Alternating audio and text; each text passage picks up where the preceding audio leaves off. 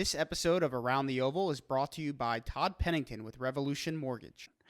Alex Gleitman here, back with another edition of Around the Oval, brought to you by Todd Pennington with Revolution Mortgage.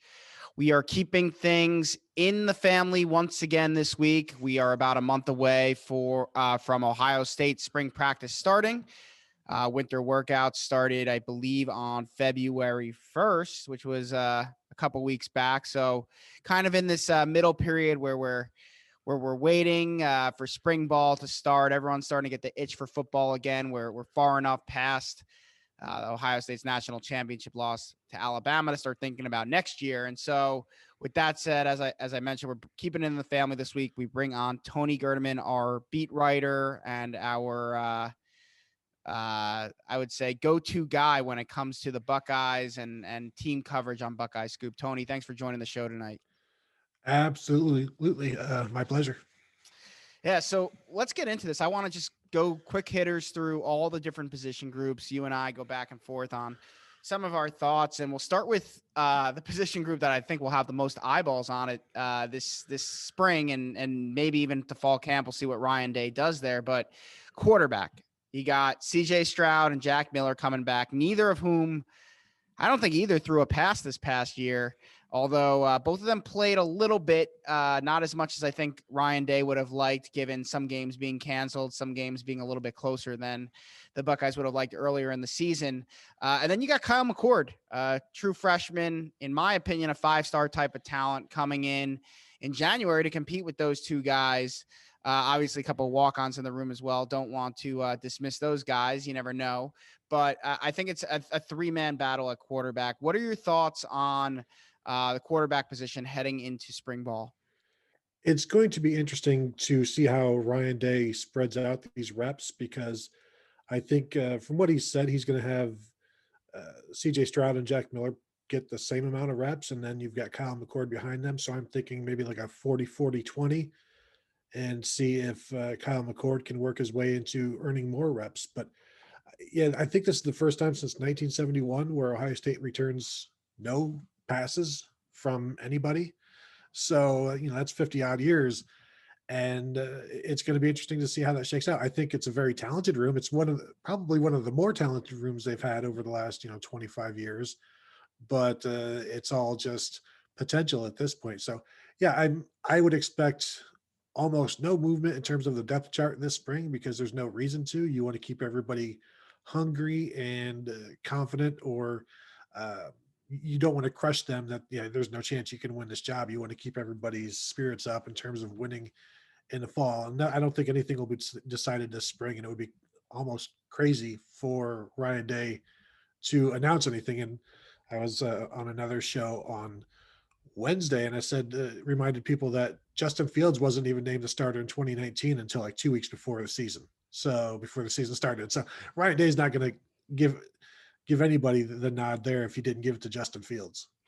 Yeah, that's true. And it's, when you're juggling the delicate situation with the transfer portal, it doesn't make sense really to name a starter, at least publicly, until fall camp.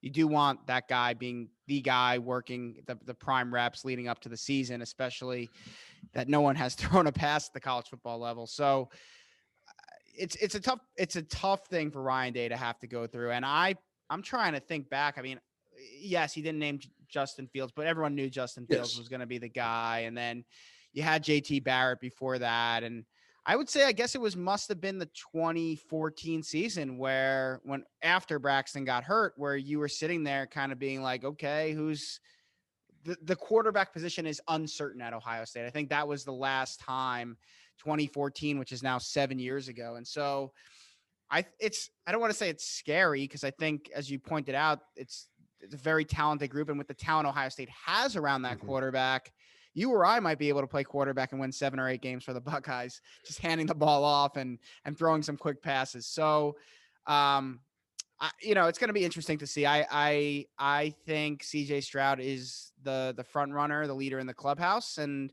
we'll see if he holds on to that job. Let's move on to running back, another interesting position group.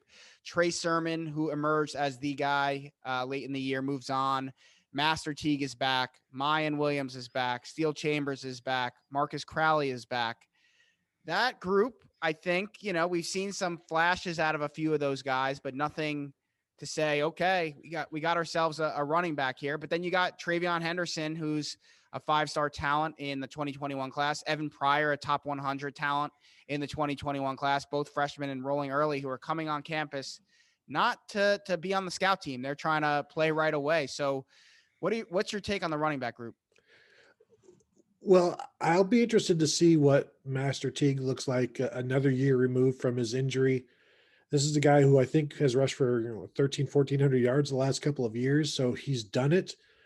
But I think there are guys with more potential, more wiggle than he has. I don't know that anybody would dispute that. And so I would like to see, Marcus Crowley. We didn't get to see him until like the last game of the year against Alabama. He finally got in there.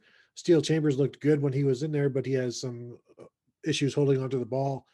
He may be buried on this depth chart because I don't think you can go into the season having Travion Henderson as your number 5 guy. And I think a guy like Evan Pryor, there are things that he can do that nobody else on the roster can do that you can maybe try to use him in ways. So then it becomes, and I think we all love Mayan Williams, just watching, you only get to see a little bit of him, but he was always impressive when he had the ball. And so there's so many different kinds of running backs, and the potential is there for a bunch of different guys. That's why I don't know that there's going to be 1,000-yard rusher. I think you might have, a 900, a 600, and 2 500s or something like that. Just because I do have concerns about Master Teague. Like, there are some things he can do well. There's some things that he can't do as well as the others, and you wonder the things that he can't do as well as the others. Will that hold the offense back, or will they just not have him do those things? I think there's a role in the offense for Master Teague. He's just a veteran. He knows what he's doing in there. He's a good pass blocker. He's good short yardage back.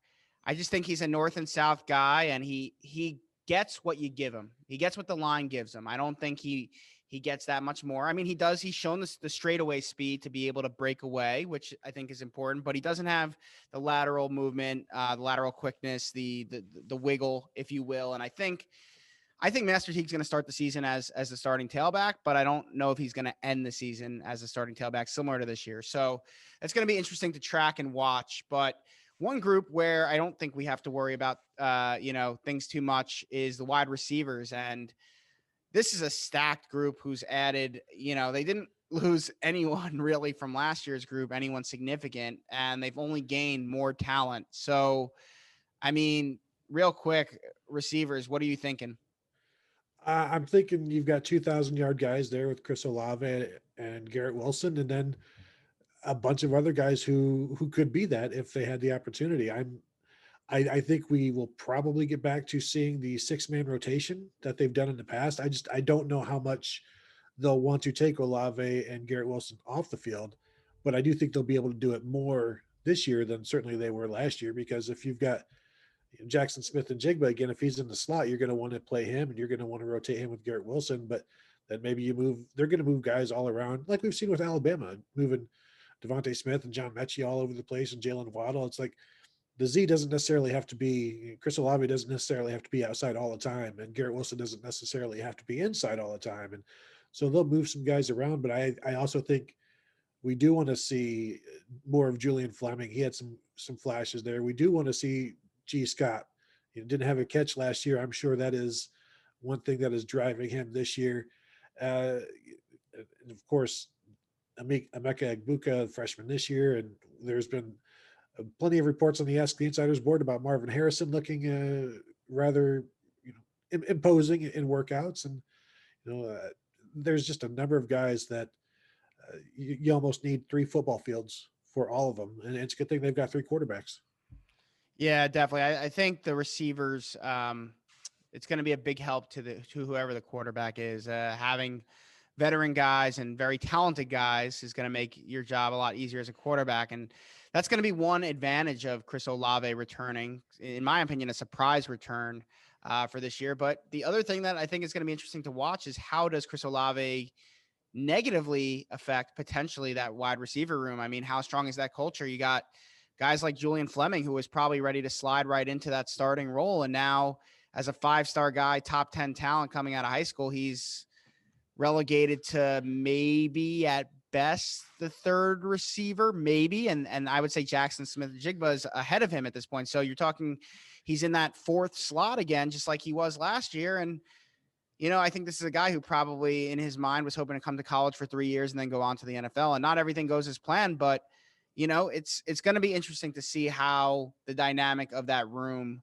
and the culture of that room holds up with, having to balance, having two guys in Olave and Wilson as studs, veterans, two guys who could go in the top 15 picks of the draft next year, with having a loaded room that, Brian Hartline's going to have to deal with rotating guys in. So let's move on to tight ends. This is a group that really intrigues me personally because you lose Luke Farrell, you lose Jake Hausman, Jeremy Ruckert.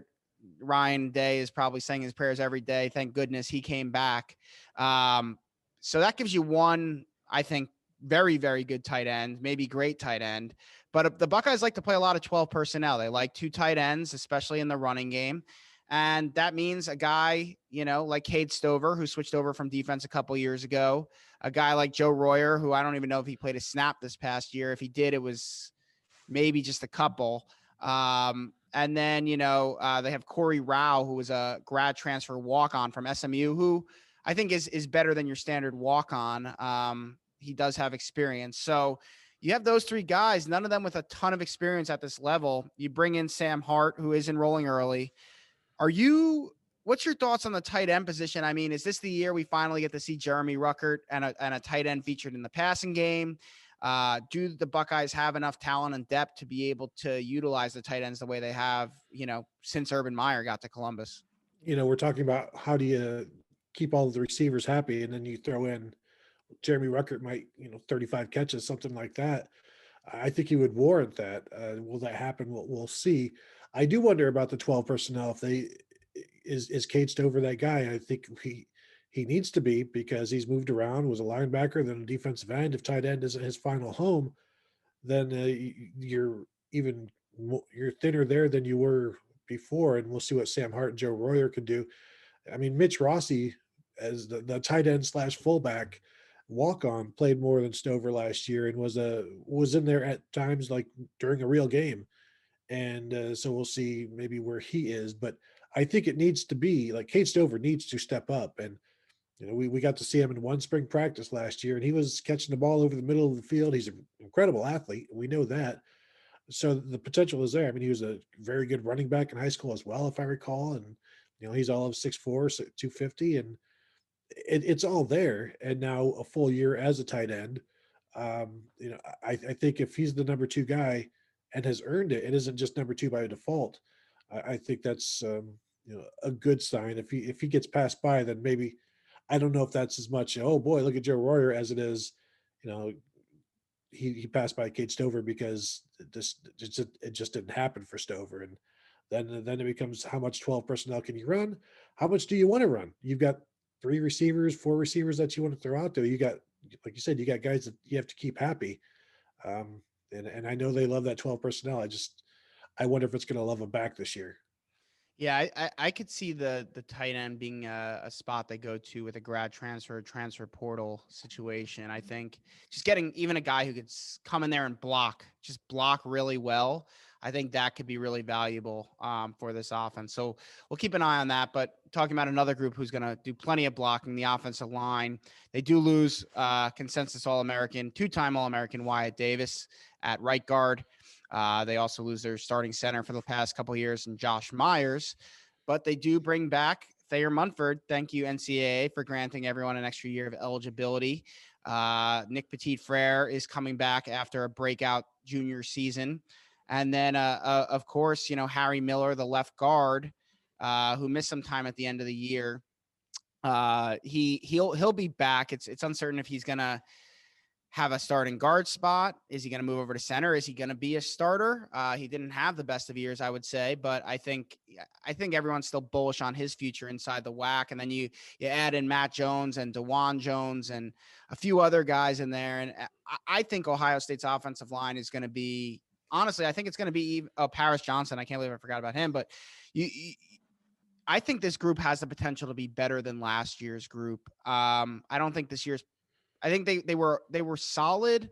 I think that there were struggles at times, especially with Wyatt and Josh early in the season.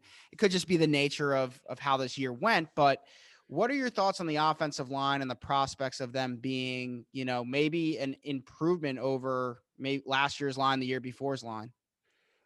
I think that possibility is definitely there. You're right. The difficulties with the pandemic and everything, I think that showed in the offensive line quite a bit. I do expect Harry Miller to slide over to center and be fine. He started there against Michigan State, and once he dialed back the snaps a little bit, things were he was pretty good there. And I'm thinking Paris Johnson at left guard for a year before he moves to left tackle just to get him out there. Matt Jones, I think, played really, really well as a backup and immediate, emergency starter. Maybe he's at right guard. DeJuan Jones can be your swing guy. I keep comparing him to Brandon Bowen, wherever you need him, left tackle, right guard, doesn't matter. Just go ahead and put him in there, and that's a valuable position if he wants it. So I think the potential is there, and you still have guys like Enoch Famahi.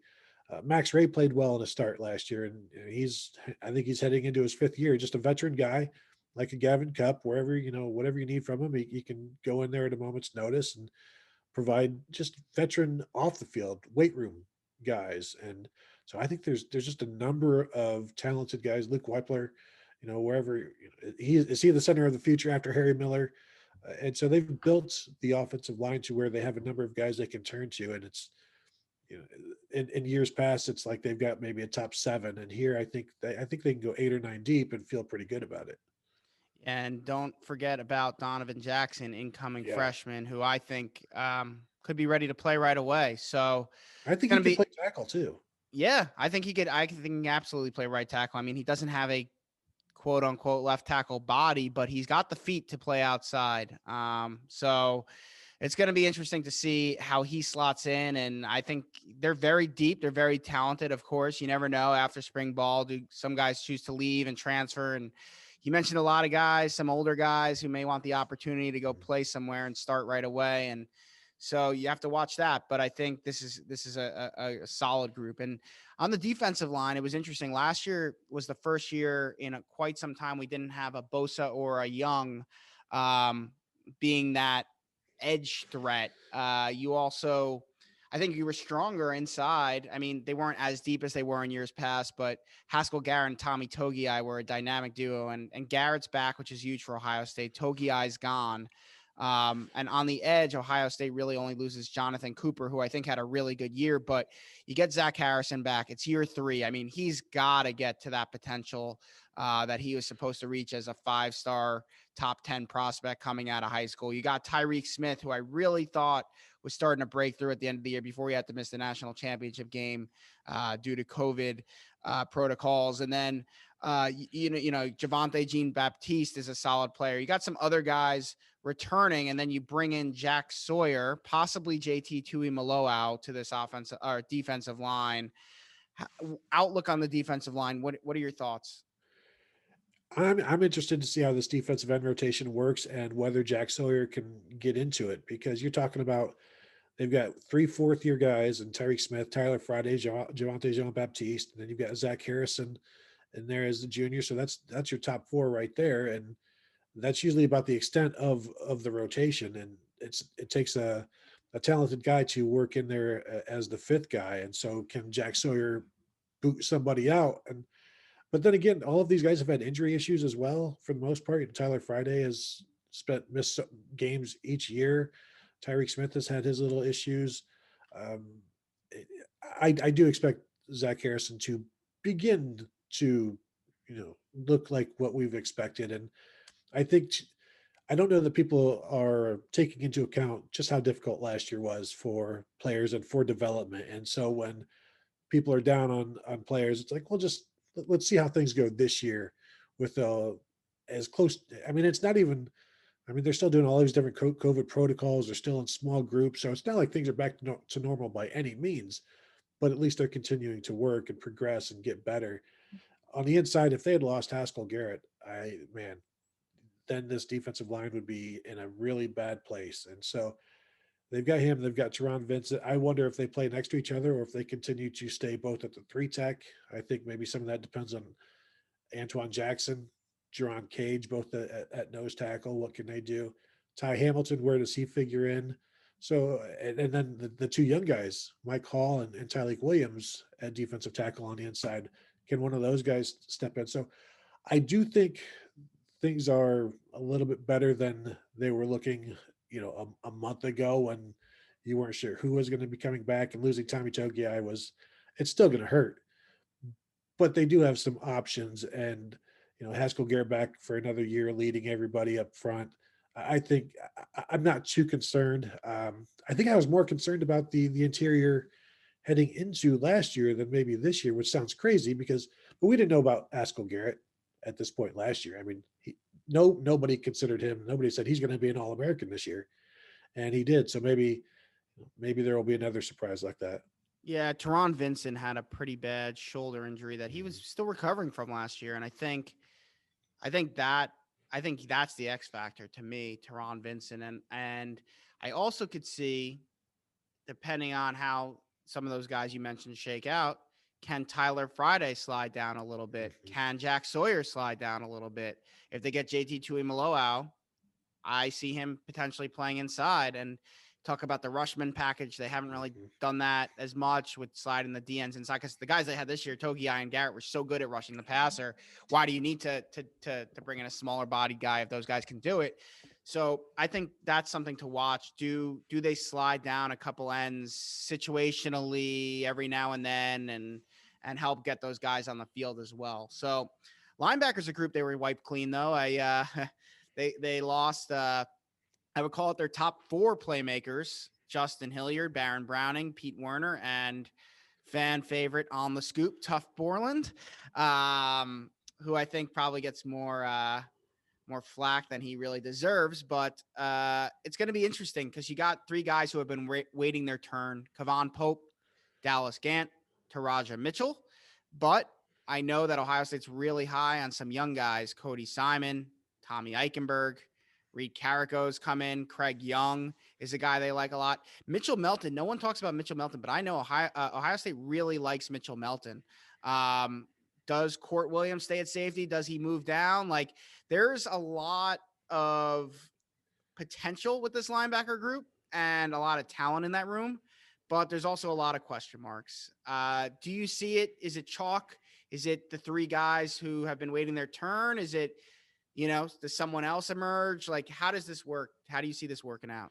Yeah, and I've been writing about the linebackers quite a bit. I think Tom and I may have done a linebacker preview recently on Buckeye Weekly, where I do wonder, is it the easiest answer, which is, well, Taraja Mitchell was the backup at will last year. Dallas Gant was the backup at middle linebacker last year. I mean, they were the backups the last 2 years. Kayvon Pope was the backup to Baron Browning and Justin Hilliard at Sam. So do they just rise? But I don't think any of those guys played enough to have anything locked in. And with the other guys, like, you've got some young guys who are behind them who now see like the light at the end of the tunnel. That they see an opportunity and they're going to go after it. So these seniors now, the 3 seniors are going to have to hold off these young guys, and it's going to be fun to watch to see if they can do that. And like Craig Young played more than Kayvon Pope at the start of the season, then Pope played more than Young at the end of the season, and those 2 guys are they the battle? Are they battling at Sam in the spring? We know Court Williams probably won't be ready, and wherever he's going to end up, that's a question for. I don't think anybody will tell us on the record, because they're very high on him, and he was playing safety last year, but I think he expects to be a bullet. And then, oh yeah, is there a bullet this year? And then, so I think there's so many questions with the linebackers. Certainly, who are the 3 starters, but how much do the Sams play? Does Ohio State move to a more hybrid defense with like a 4-2-5 type of thing?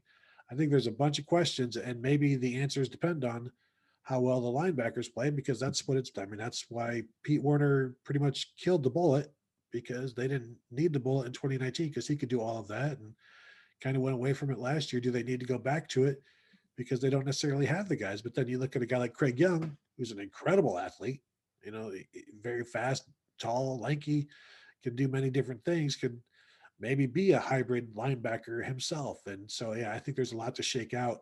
But, probably Mitchell and Gant and Pope, because that's that's where they've been for 3 years now.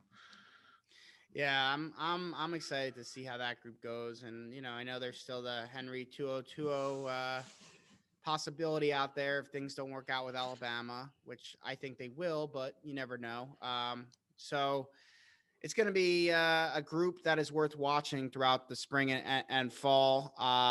But I think no group will have fans' eyes on it, at least more than the defensive backs. This year, I mean, there was question marks. They lost 3 of their 4 starters, but Shaun Wade was back and he was supposed to be the anchor, but he had his ups and downs. Let's call it that this year. I think some of the stuff that he got criticism for maybe was a product of being in a situation where he was asked to play a softer coverage, or he was supposed to get help over the top from a safety that didn't give the proper help and things like that. But other than Shaun Wade, Ohio State pretty much returns everyone from the secondary, and that can be good or bad depending on who you ask. But you have to hope that in a, as you said, semi-normal year where they have an opportunity to develop these guys, they're going to have a spring ball. Kerry Coombs is like, come back. He's comfortable. They kind of made the move of hiring and elevating Parker Fleming as a special teams coach so Matt Barnes could focus solely on the secondary. You have to hope that the development is better. And so you have Sevyn Banks back. You have Cameron Brown, hopefully recovering from injury. I don't know how much he's going to be able to play in the spring. The Achilles injury is a pretty serious one, but hopefully he's back and ready for the start of the season. You have Josh Proctor back. You have Marcus Williamson in the slot back. You have Marcus Hooker back. He kind of got demoted last year, but from a depth perspective, he's back. You hope Court Williams is back and healthy. After that, Legend Cavazos, Ryan Watts, Tyreek Johnson, does he finally make that jump that you've been waiting for? Like, there's a lot of talent here. Jordan Hancock, J.K. Johnson will join. Guys like Jansen Dunn and Denzel Burke and Andre Turntine in May or June. So there's guys here. There's talent here, I think. But is the defensive back group one that you think could make the jump from poor to at least above average? Well, yeah, I think they can be above average. And I asked Ryan Day about this a few weeks back about, playing 4 linebackers against Alabama just being a product of you not having anybody you trust and you not having enough guys that you trust in the secondary. And so that was pretty much the issue. And feels much better about the secondary going into this year. There just wasn't time to develop guys and to get guys playing time like Ryan Watts and Legend Cavazos. I don't think Legend Cavazos never played. Ryan Watts played very sparingly because Cavazos was hurt, and I think maybe some COVID issues, and so just the up and down season for all of those guys, the development never happened. And so now you look, and there's certainly more options. I think they liked what they got out of Lathan Ransom in an up and down year, and so Rocket Hickman as well. I know he had the back injury toward the end of the year, but he played pretty well in a couple games. And this is his 3rd year. Bryson Shaw as well, his 3rd year, and so it's time for some of these guys to start stepping up, or they're going to get passed by. So there are more options, and I know Dave feels better about that. I wonder how it's going to shake out. I think Ross Fulton has talked about this quite a bit, where you've got, yes, they play their one high, but do you have split safeties, and do you alternate which guy is the one high? And is it sometimes maybe like a Josh Proctor and Lathan Ransom playing together, or Lathan Ransom and Ronnie Hickman, where they, just depending on what side of the field they are, one guy's high, one guy's low. And so there's so many issues, so many question marks, questions to be answered with the safeties, and then corners. Like Cam Brown, like I don't expect him in the spring. And what's he looking like coming back from an Achilles injury? Where, I'm not going to try to compare Cameron Brown's athleticism to Tuff Borland, but we saw how much better Tuff Borland was year 2 after his injury. And can Cam Brown, who is one of the fastest guys on the team, return to that right away? I don't know. I'm not giving up on Ryan Watts or Legend Cavazos yet. Uh, they just didn't have a chance last year. So I know people think that the transfer portal is the answer. It's not the answer if there's nobody there. And so you got to work with what you have here. And then if somebody opens up in May, yeah, go get them. But right now you got to make sure Ryan Watts can start for you. You got to make sure Legend Cavazos can start for you. Cameron Martinez, Tyreek Johnson, you've got to build starters out of what you have. You can't just be waiting for something to show up in the 5 items or less aisle. Yeah, there's no doubt these guys have talent. They just need to be developed.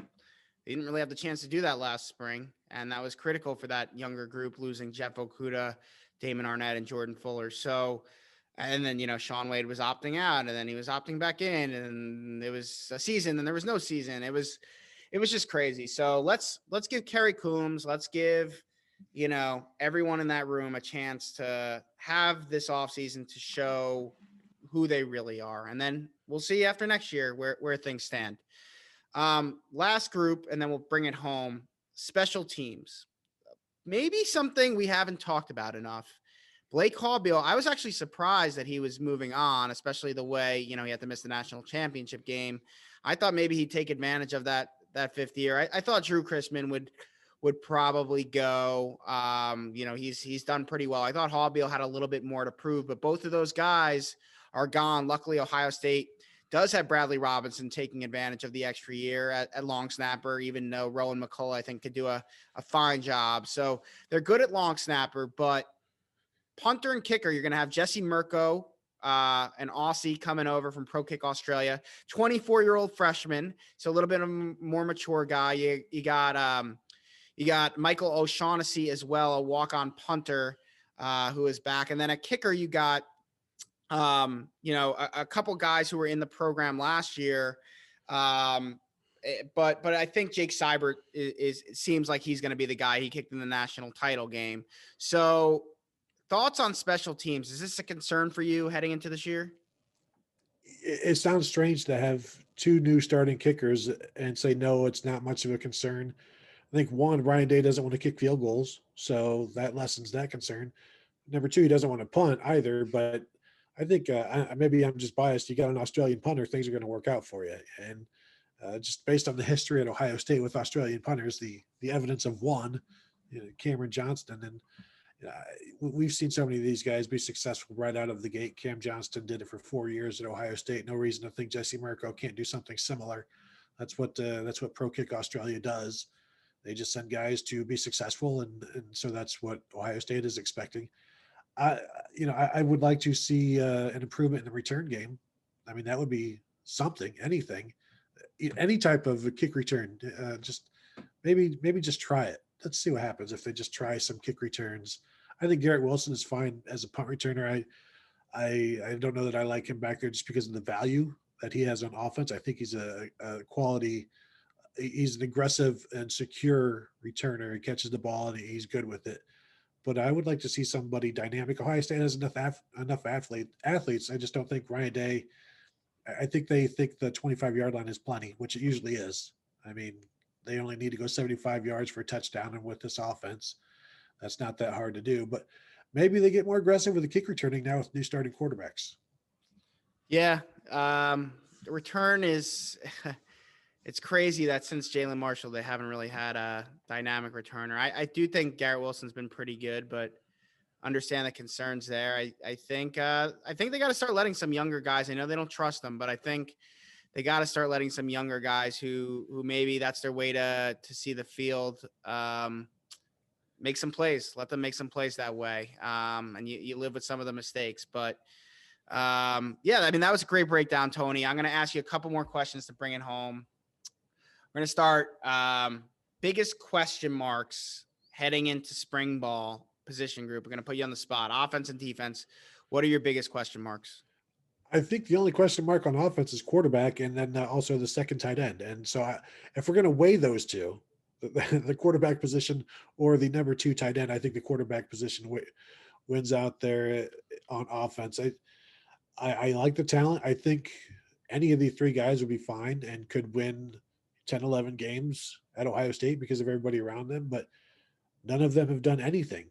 And so Sure, Jack Miller and CJ Stroud have touchdown runs, but that's not how you measure a starting quarterback, and we'll see how the teammates respond to them. But yeah, for me, that's really the only question on offense, like I said, other than the number 2 tight end. If Urban was the coach, maybe you measure it by rushing touchdowns by a quarterback. Well, if Urban was the coach, Tate Martell would still be here, and there'd be no question marks. Cool. And how about on defense? What's your biggest question mark there? Don't think it's a secret. No, it's the secondary and what they're going to do there, and just how they're going to do it. I'm wondering if we see position moves. Will corners be playing safety? Will they just try anything? And what shakes out there this spring? And how solid what happens in the spring does that remain in the fall? And can Jordan Hancock and Jalen Johnson, can those guys compete for a starting spot just coming in the fall? I'd say they'd have a great shot if they're here right now, but since they aren't, that puts them behind. And we'll see. Can, like, Denzel Burke, who is here, can he do something at corner and maybe just they have to play catch up with him? Can Hancock and Johnson catch up to him? And so, yeah, it's just that secondary. There are just so many questions, whether it's corner or whether it's safety. The answer is yes, it's a concern. Yeah, and I guess finish the sentence. Blank needs to happen for Ohio State to win the national title this year. I think they need to figure out who is their deep safety. And if it's 2 different guys, then they need to both be very solid. Who is their Jordan Fuller this year? Because I think they'll have everything else. I think the corners will be fine, be good enough. We've seen Jordan Fuller was just so good at being that last line of defense. And when they don't have that, then in this defense, that's a concern. So if they have a Jordan Fuller, I really, really like their chances. Yeah, I would say the defense needs to be fixed. However, that, whether we could get, that's very broad. We could get super granular. Is it Kerry Coombs just settling into that role and figuring out how to move the piece, the checkers on the checkerboard, or is it getting as granular as the safety or whatever it may be. So that for me slightly edges out the quarterback needing to be able to play at a championship level, get through the first part of the season, learn, and then be able to hit that backstretch. And with that said, I mean, you look at Ohio State's schedule, they just shook things up a little bit, which I'm personally not too happy about. My being out here in Jersey, I always look forward to when they play at Rutgers. And now due to the date change there, I may not actually be able to get to that game, which is not making me happy, but we'll see. We'll see what I can move around here to hang out with you guys at SHI Stadium on October 2nd, I believe it is. But looking at Ohio State's new schedule, what games worry you on the schedule? I think it comes down to 3 games, and I'm not too concerned about the at Minnesota and the at Oregon, although there is a little 2014 vibe where you open up on the road like they did in 2014 with a redshirt freshman quarterback, play well, you win that game, and then you come back home against a decent team, Oregon, Virginia Tech, and maybe something happens there. But I think for me the concern is at Indiana, and then is this the year Scott Frost and Nebraska start to put something together? I don't know, but I'm always a guy that you look for something on the road. And but they destroyed Nebraska so regularly that I'm not super concerned about that one. I think it's at Indiana. And just me being a child of the 80s and the 90s, at Michigan is always going to be something that you have to worry about. And this is a Michigan program with more energy than it had before, but they haven't played a game yet. So we'll see how long that energy lasts. Can the coaching changes make as much difference on the field as maybe it is in the recruiting trail right now? We'll see. And they're going to have a young quarterback, unproven quarterback, unless you consider Cade McNamara proven at this point. But but whoever's starting at that point will have played 11 games, so they'll be fine enough. But I still think it's at Indiana and it's at Michigan. Those are the 2 big concerns for me. Yeah, for sure. I think Indiana, at least Ohio State has a bye the week before that. So that's huge. I think Oregon is certainly better than that Virginia Tech team was. And I like Mario Cristobal a lot, but They also play Minnesota to open up on a Thursday night, which gives them a couple extra days to rest and prep for that game, which I like too. I think Rutgers is going to be. I don't think it's going to be that close, but I think they're going to be feistier than people think. Every year they're going to get a little feistier under Greg Schiano. The defense is going to be stingy. The offense, I think, is where they're going to have a problem. They're going to need to catch up and not be able to hang. And this is maybe a do or die year for Penn State, and having that game sandwiched in between at Indiana and at Nebraska could be interesting. But yeah, I mean, for me, it's the Michigan game. I'm like you. I was born in 87. So I grew up, I wasn't in Ohio, but as a fan of, I always watched that game growing up, and most of my childhood and into my teen years, it was Michigan beating Ohio State every single year nearly. And so, and even, after that, even with Tressel, like those games were close. They weren't like blowout games like they've kind of been in recent years where it's been pretty comfortable. So that game to me just always it's now or never for Jim Harbaugh to beat Ohio State. He's got them at home. It's a first-year quarterback. Like, you gotta beat them. If you don't beat them this year, like I say that every year almost, but like if you don't beat them this year, when are you gonna beat them? And they didn't have to play him this year. He's lucky because it wouldn't have gone well for Michigan. But yeah, that's the game for me. So with that said, last thing I'll ask you before we let you go is, looking at the schedule, what's your prediction for Ohio State's 2021 season? Early. We'll qualify it as early. We'll revisit this in August. At this point, they would have to be upset to lose. They're going to be favored in everything, close to double digits everywhere. Maybe Indiana, maybe they will be, maybe they won't be. They say starting a true freshman quarterback will cost you at least one game every time you do it. We saw that with Terrell Pryor in 2008 when I think against Penn State. But C.J. Stroud, Jack Miller aren't true freshman quarterbacks. Although technically, I guess the NCAA would consider them true freshmen. But I don't think they would necessarily cost Ohio State a game. I think it still comes back down to that secondary and how that shapes up. But is anybody in the Big Ten good enough to upset them? Maybe, but a lot of things would have to go right to have that happen. So if you set the over under at 11.5 wins, am I gonna go 12-0 or like 11-1?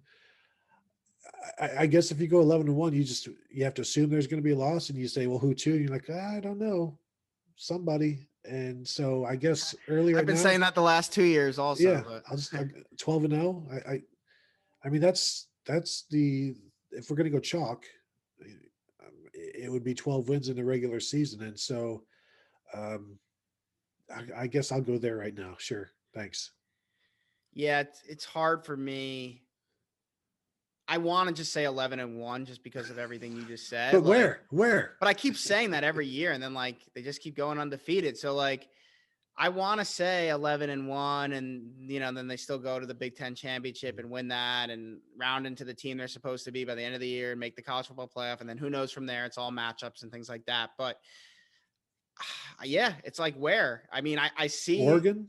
Yeah, to your point, but even if they lost to Oregon, I guess if we're talking just straight, if they lose, not if they make the college football playoff. But yeah, I'm looking, the possibility. I don't see Tulsa, Akron, Rutgers, Maryland, Purdue, and probably not Sparty. I don't see those 6-7 games and I think Nebraska's going to be even worse than they were this year.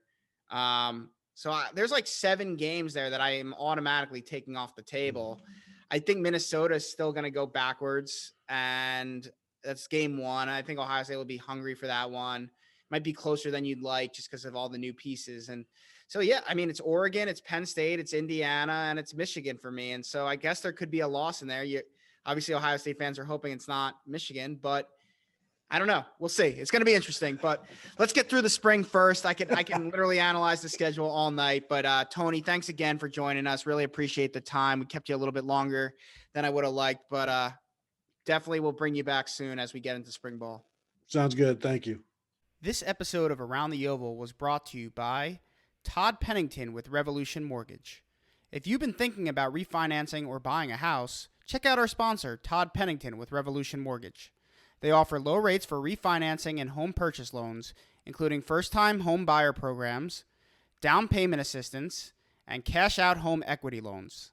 Check out revolutionmortgage.com/tpennington.